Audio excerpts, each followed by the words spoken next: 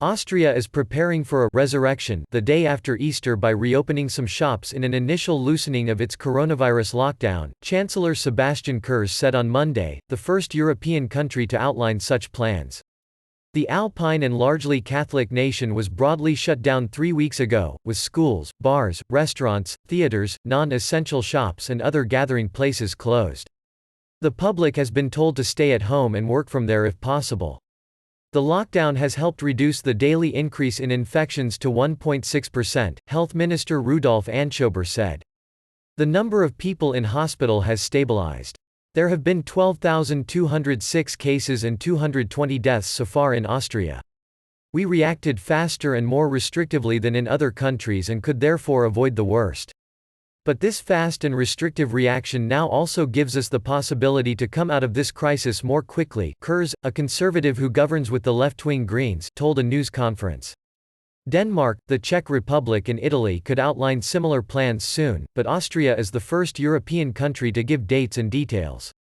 Kurz cautioned, however, that his plan was tentative and depended on developments over the next 7 days.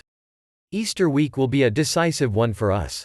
It is one that will determine whether the resurrection after Easter that we all hope for can happen as such, he said.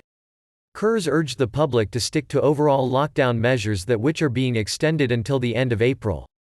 His plan is for non-essential shops of 400 square meters (4,300 square feet) or less and DIY shops to reopen on April 14, the day after Easter Monday. They would be followed by all shops, shopping malls and hairdressers on May 1.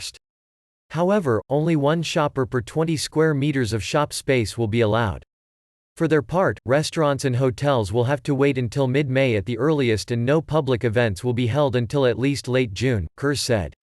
Austria has since Monday required shoppers to wear face masks at supermarkets and drugstores of more than 400 square meters. The government said it would extend that requirement to public transport and shops that are reopening.